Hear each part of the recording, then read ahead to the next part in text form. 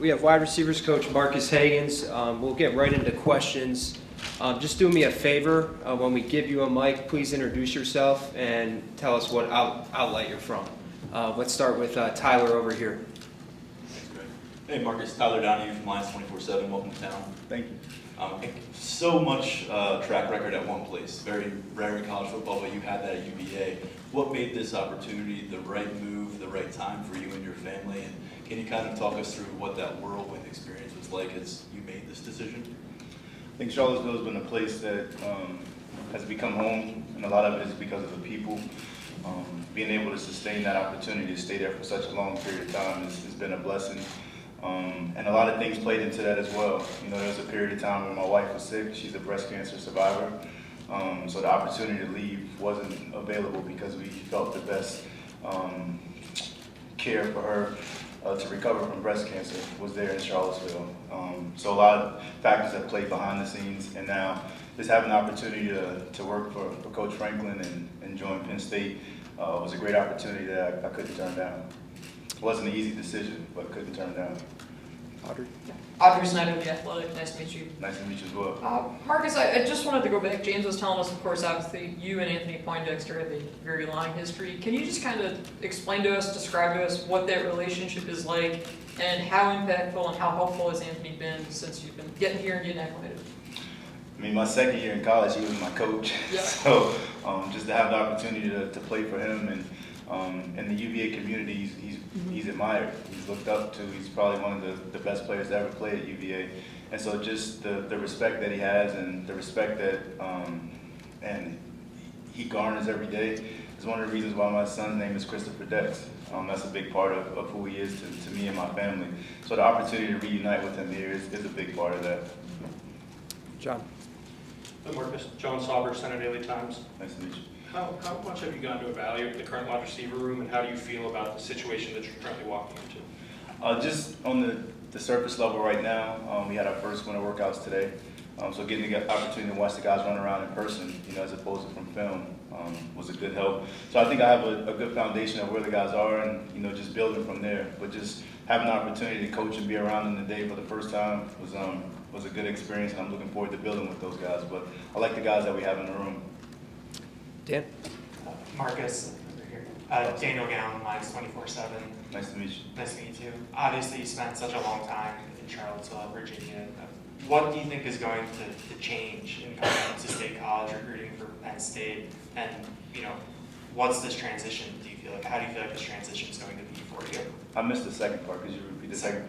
How do you feel like this transition, you know, from being in Charlottesville for so long to being here, what do you think that transition is going to be like? I think it's going to be different. You know, obviously my family won't join me until the summer, so that's, you know, going into spring ball without having your family here for the first time, that's definitely part of transition. But also I think change is good. It's a part of growth. I think be a new opportunity to, you know, be at a place where there's great people.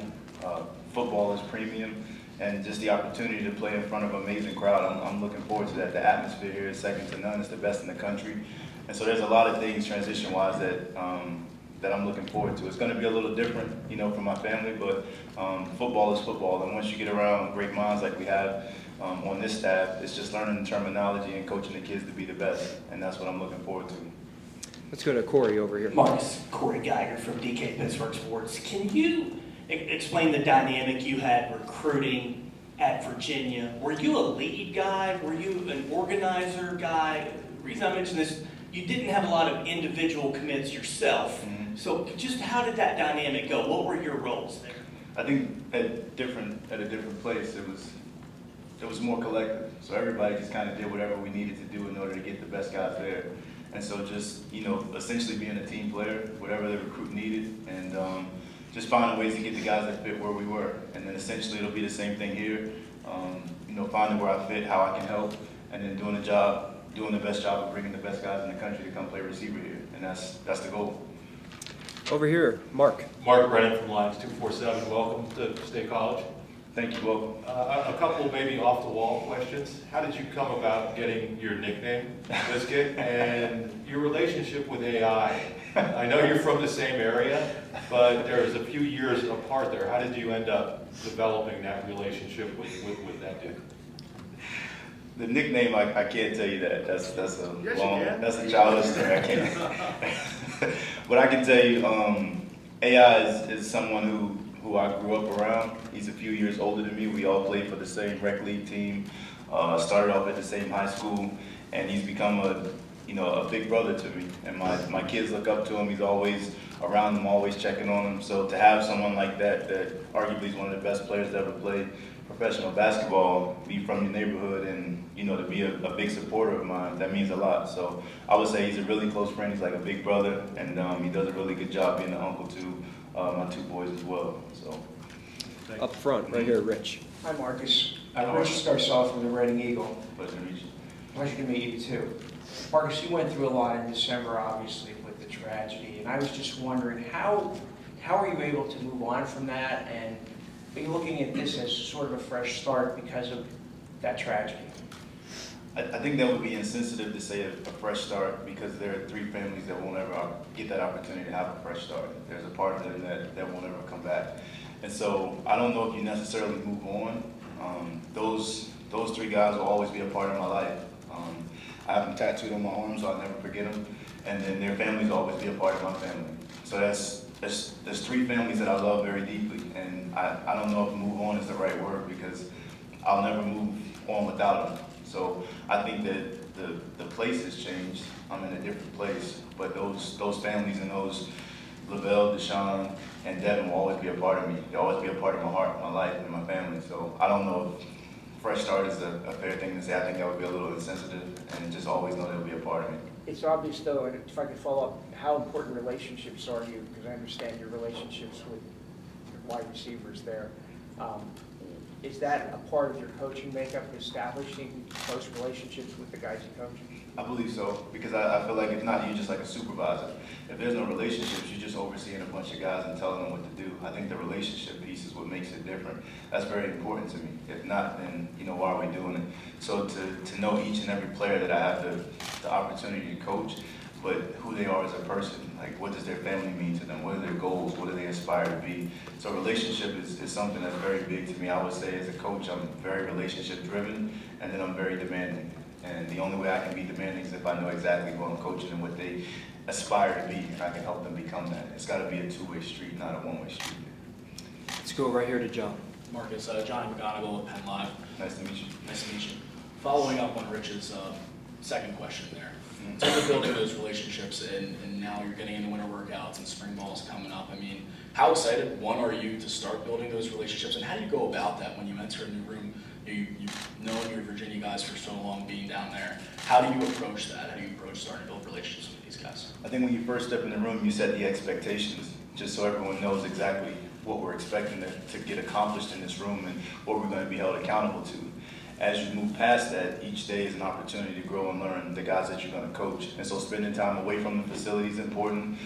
Spending time after hours is important. Just knowing that these guys are going to be the key part to us accomplishing our goals for this year. And the only way, like I said, I can get those guys to become their best is if I know exactly who they are. So spending time outside of football is important. As we encourage them to become the best football players, we want them to be great in the community. We want them to graduate and get a degree. And everyone that comes in that room as a receiver, we want them to be a first-round draft pick. So all those things go hand in hand. And getting to know them and who they are and spending time with them is very important. That way you know exactly who you're coaching, who you're developing a relationship with. And then it becomes more than just football. It becomes something that's going to last a lifetime. Football is going to be a small window of what we do, but hopefully the relationships are impactful enough where I get to go to weddings, I get to see kids be born, see families grow, and young men find the opportunity to provide a living for a family, and that's why you do it. And I think that's what the focal point for me is really getting to know my guys so I can really help them become the best in all aspects of their life and not just football. Go ahead, Ellen. Hey, Marques, Elton Hayes, CNHI, Pennsylvania. How are you? Nice to meet you. I'm doing well. Thank you for asking.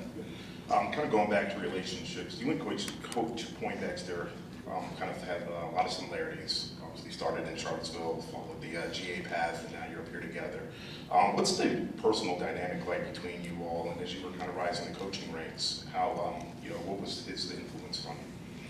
I think that we started off as, being a part of the same university, playing at UVA, but he became my coach, and then he became so much more than that. And just to have an opportunity to play for someone who, you know, is a UVA legend at the time at UVA, and to see how much he cared for me, like off the field, kind of meant a lot. And so just learning from that example, and you know, ironically, my career has kind of followed the same path as his.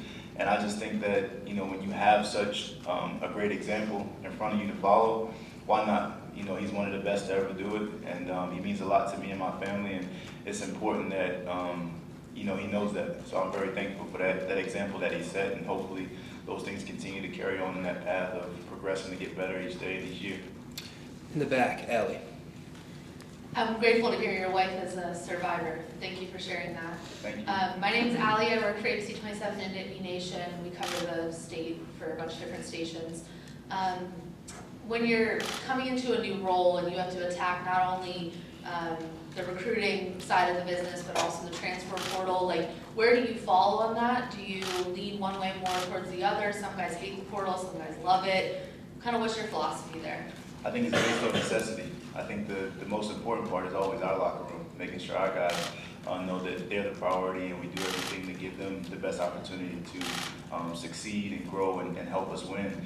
And you know, with the portal, it just depends on necessity. If there's a roster spot that we need, then we have to look in that area because it helps our team become better. And that's what we're essentially doing, trying to put the best roster together so we have an opportunity to compete for national championships. I think that it doesn't mean we live in the portal, it just means that we recognize that when opportunities present themselves, we just have to acknowledge it and see if it fits, and if it does, we'll make the addition. If not, then we'll stick with what we have. But I think the portal is kind of based out of necessity would be my example, my advice. How does a player stand out to you that's already in the room? Like maybe a guy we didn't see last season. How does he stand out? I think, but right now, just the consistency. And you can kind of see guys as they move around the facilities, and then having the first opportunity to watch the guys work today, that tells you everything you need to know. Like who's gonna be tough, who's gonna show up and be first, who's gonna be last, who's gonna compete. Even if they don't win, do they give you everything that they have? And so just within that time frame of watching guys work out, it nullifies about 12 hours worth of conversation, because you get the truth right there when things get tough. And so continuing to build those guys and build relationships with them, but just having an opportunity to watch them work out today was fun. In the middle. Abby Schnabel, Pittsburgh Post-Gazette. Nice to meet you. Nice to meet you as well. Coach, who has really stood out to you? I know you talked about initial impressions and you just talked about seeing them, and I know it's early, but has there been an individual or two or three that have really stood out to you as you guys be getting started? I think it's been, it's kind of been a mix of guys, you know, because we really haven't been in front of them consistently. You know, when I first got here, I went straight on the road, and then we really haven't had workouts until today. So just having the opportunity today kind of gave me an opportunity to see, you know, guys work out, and some guys are a little bit ahead of others as far as conditioning and where they are. We got to get everybody caught up to speed, and then we just got to find a way to continue to win reps and one-on-one, continue to win. That's got to be a big part of who we are as a group. And as Coach mentioned, like this group has to take another step for us to accomplish the goals that we want to, as far as competing for national championships. And that's the task at hand, and that's what we're going to focus on each day. We got time for a few more. We'll go to Audrey. Marques, Audrey Snyder again. Coaching changes often happen really quickly. Sometimes they can get drug out, though. Do you remember at what point you and James first kind of made contact? Have you guys known each other from over the years? And how did that process kind of unfold? Did it happen quickly? I mean, I'd be lying if I said it did. Like when you're in the midst of it, it seems like it takes forever.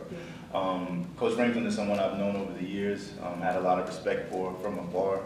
And you know, once he reached out to Coach Elliott, I honestly can't tell you how fast or how it just seemed like it took like a long time. And so when you're in the midst of it, there's a lot of moving parts of what could be, or you know, what ultimately becomes. But more than anything, I'm just grateful to be here, and grateful that Coach has the ability to believe in me, and I'm grateful to be here. Go ahead, Zach. Hey Marques, it's great to meet you. Nice to meet you as well. I'm Zach Allen, I write for the Daily Collegian. You talked about eventually going to weddings and watching kids being born down the line. What are some of the early stepping stones that you have to do, or maybe have already started to do, to kind of get to that point?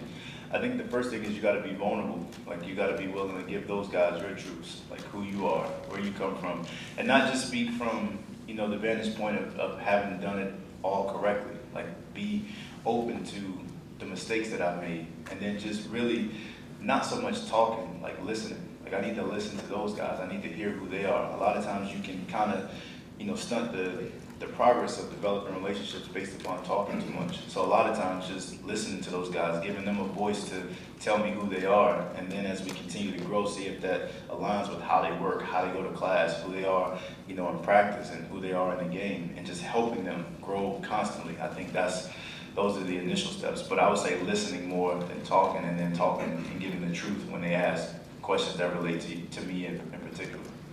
Time for two more. Joe? Hi, Marcus. Joe Smeltzer, Nittany Sports Now. Pleasure to meet you. Nice to meet you, too. So, what have your impressions been of Malik McClain, both from what you've seen on film and in the time you've gotten to know him personally? I mean, one thing you notice about Malik is he loves to smile. He's always in a good mood. He brings a really good personality to the group. And I think he's eager to learn and want to show, improve, and work. So I think he's a great addition to the group.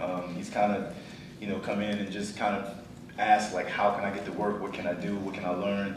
And to see him work today was a really cool thing. So I'm really excited for him. And if he can continue to be that consistently, I think will make our group a lot better and give us an opportunity to have more depth and more talent and more toughness in our room. So I'm excited for that. Last question, Neil.